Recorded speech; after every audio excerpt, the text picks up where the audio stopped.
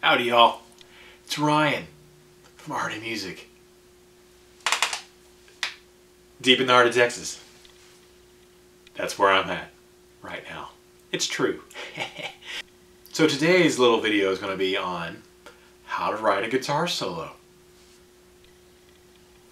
Haven't you always wanted to write a guitar solo? Yeah? How in the world do you do this? Now, just like many things in music and playing guitar, there's more than one way to do a lot of this stuff. So I'm going to show you the way that I came up with a solo for a chord progression and a little jam thing I had to do. Now, this is just the way that I did it. It's not the only way. There's plenty of ways. But I'm going to give you a little insight into how I approached actually writing a solo. Now, this is worked out and kind of composed, as opposed to just sitting down and just off the cuff jamming, you know, just playing something. So I actually kind of composed it. Check it out. Here's my solo.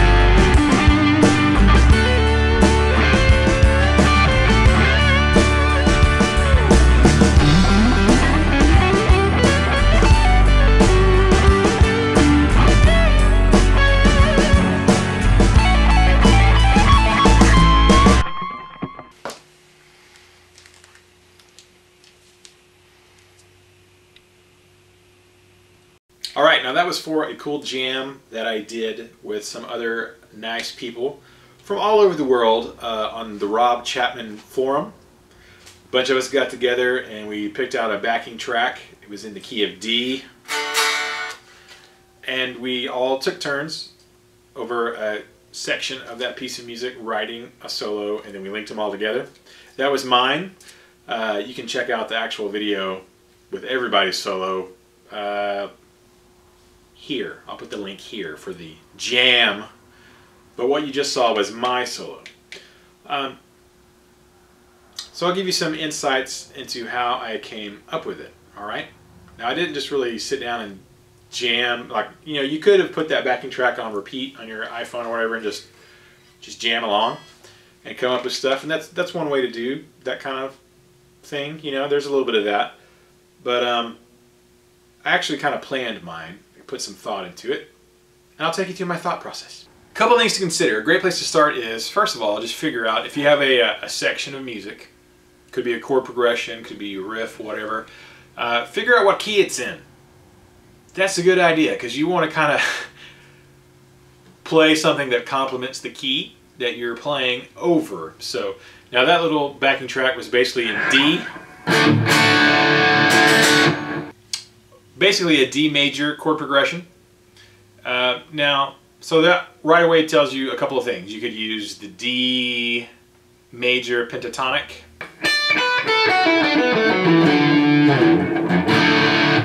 Works over a D major chord progression.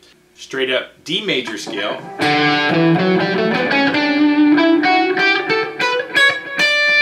Got a text from Christian Dybert. Thanks, Christian.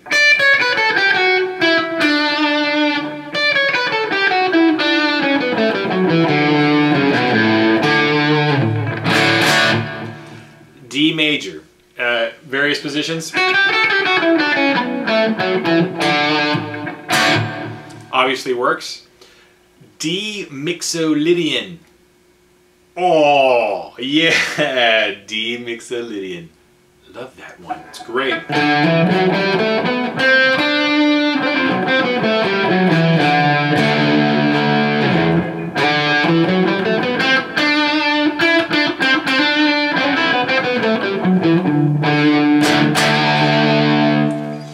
D mixolydian is it's basically the same thing as D major, except instead of having a major seventh as your next to the last note, you have a minor 7th. So the 7th note is different.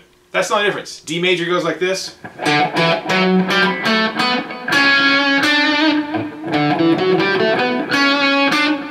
D major. D mixolydian is.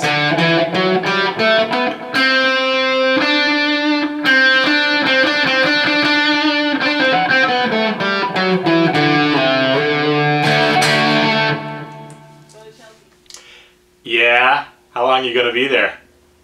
Till tonight. Till the night? You're going to come back though, right? You're coming back, right? Of course. Okay, good. I love you. I love you. You're awesome. That's going in my video. Okay. Christian's texting me. Bye! That was Angela from R&A Music. She's going to a friend's house. I'll see her later. D mixolydian is just a mode. It's only one note different from D major. So D mixolydian mode is a major sounding mode. You have some major modes, you have some minor flavored modes, then you have a diminished mode, which is the Locrian, which is crap. So anyways, so automatically, oh, and we also have D minor pentatonic.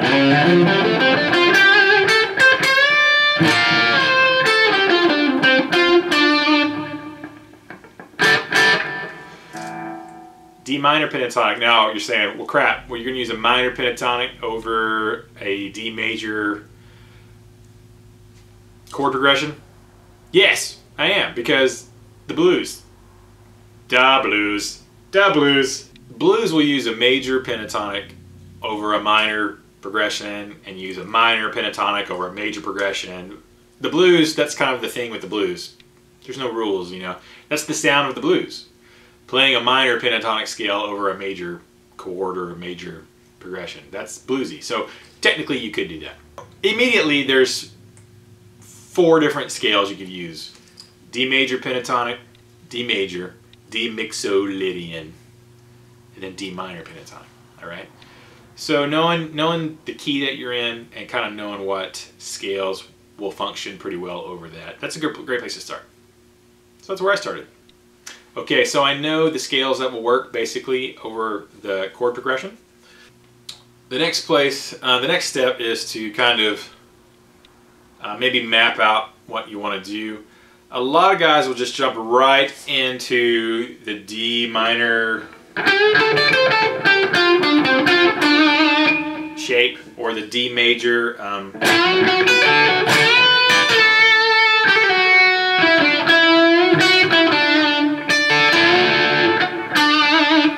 D major shape, that box 1 pentatonic shape, that's sort of everybody's default go-to thing. Everybody starts there because we're all comfortable there.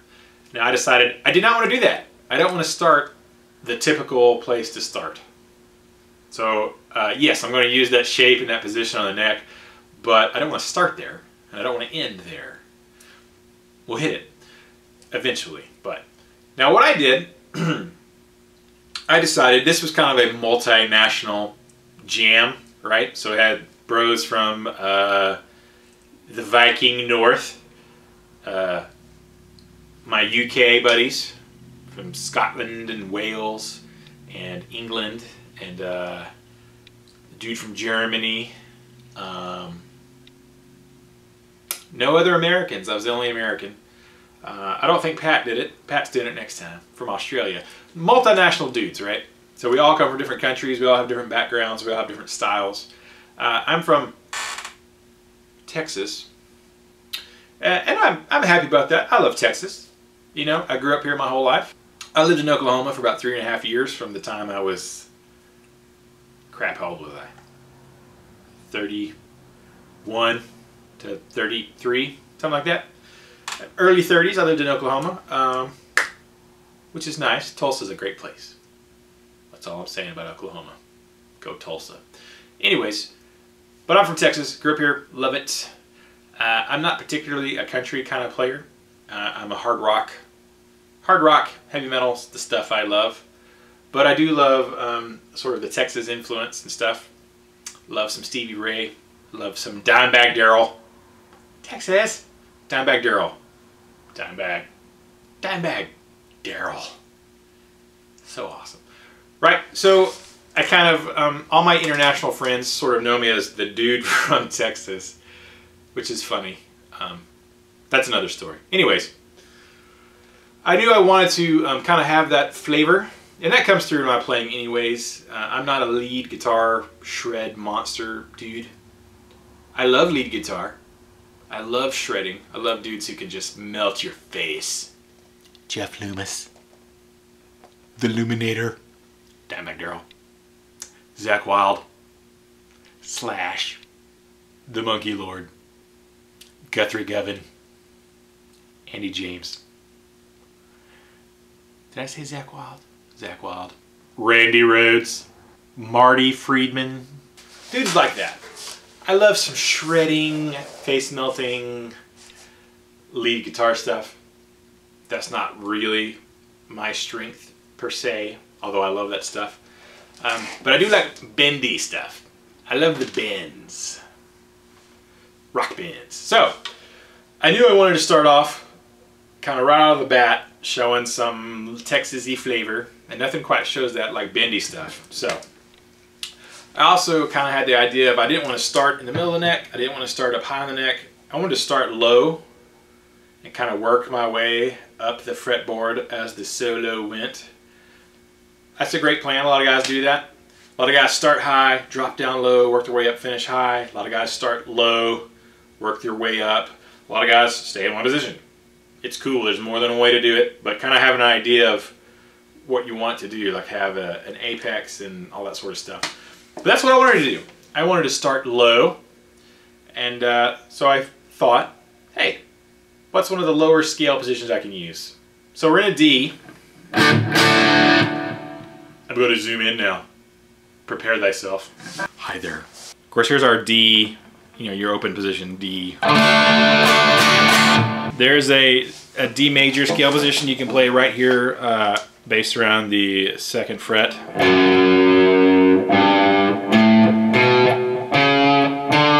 There's your D root note on the 5th string. 5th string, 5th fret, there's a D.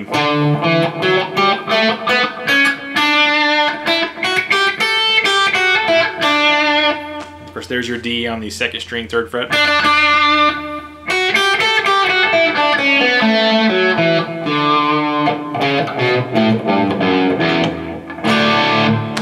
Right? So right here,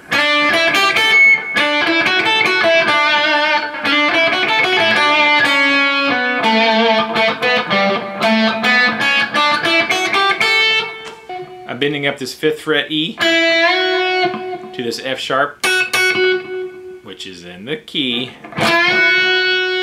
Then what I'm doing is I'm going to pluck with my 2nd finger. I'm picking the note I'm bending, and I'm going to pluck this 1st string G. So you get this nice minor 2nd dissonant sound between the F sharp and the G. Pick and bend the E. Right, that's how I start.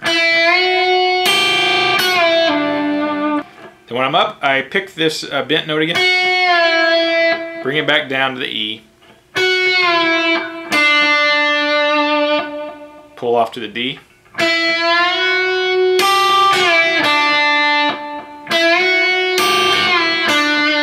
That's kind of a bluesy, country, Texas-y kind of thing to do, I suppose. Now I'm going to do a similar kind of lick. I do the bend again, bend the E up to an F sharp. Then I use my pinky on this 5th fret A. Do a little unison thing. And then come back down again. So up to this point it's then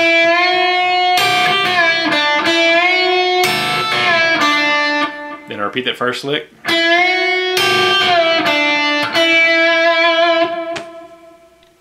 That was all in D major. The phrase sort of ends on the E. A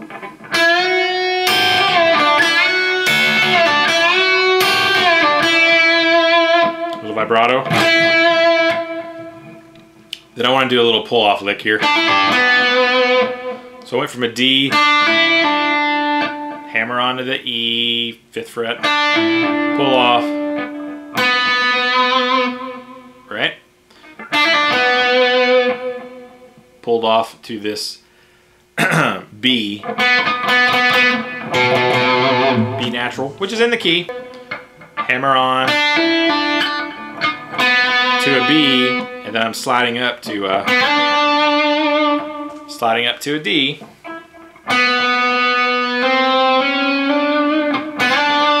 So there was my shift as I went up. I'm going to change positions now. Slide up to 7th fret, 3rd string, which is a D note. So I'm emphasizing the root of the key. So I just shifted up to what is basically now we're in D major pentatonic. I'm going to repeat that lick that I just played. I'm going to repeat that lick, but I'm going to repeat it in this new position. Repetition is good. People love repetition. It strengthens your ideas. Lets people know that you meant to do that. Because if you played it twice, you obviously meant to do it. You played it once, it could have been an accident. Right? So to repeat the lick again in the new position, we've got 7th fret, 3rd string, D, hammer on to the E, pull off to back to the D.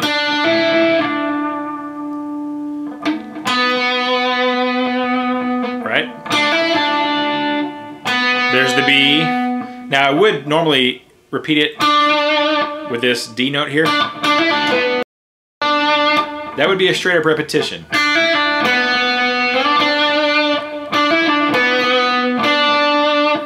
But instead of just straight, carbon copy, repeat that lick, I wanted to do a very Dimebag Darrell thing, blues thing, where the ending note of the lick is this D. Right? That's the target note. Well, what I'm going to do is I'm going to bend up to it from a half step below, which is a much cooler kind of thing to do. So I'm bending up to this D, I'm sorry, from a C sharp. It's a D, C sharp, which is a leading tone in the key of D major. So that's, I'm jumping out of D major pentatonic into straight D major by hitting this C sharp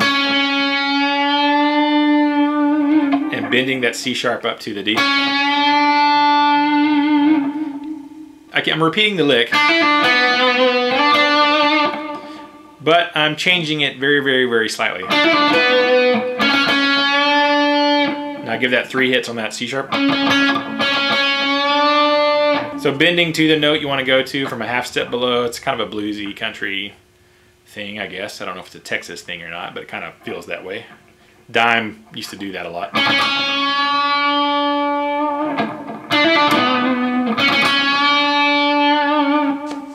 Right? So up to that point we got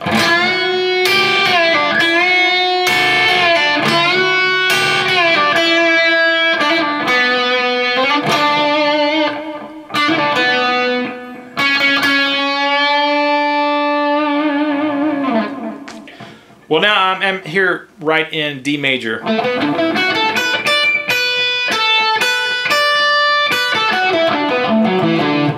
I'm right in D major land here. D major pentatonic. You can use box 1. So this is a comfortable spot. Play a little lick here.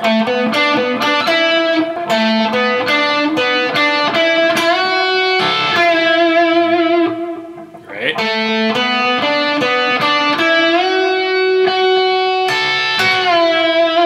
Bend back down. There's phrase. What I'm going to do now is I'm going to sequence that phrase. I'm going to play the exact same thing, basically, but I'm going to start on the 3rd string. Now you got to adapt for the shape of the scale, but...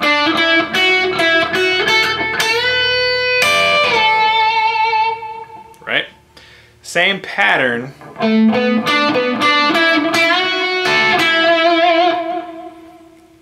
But just starting on the 3rd string.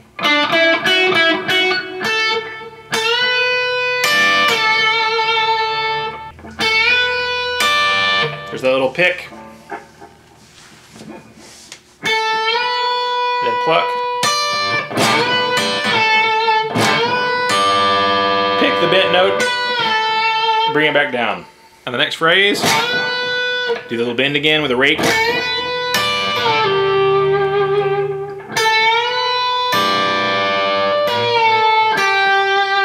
I'm going to this note here. Bend up. Pinky on the 1st string. So I went back to D major for a second because we're adding in this G note, which isn't normally in the pentatonic right here.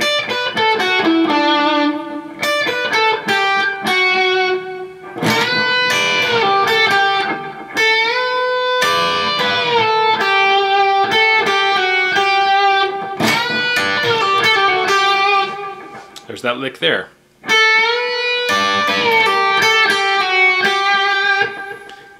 Definitely references the D major scale.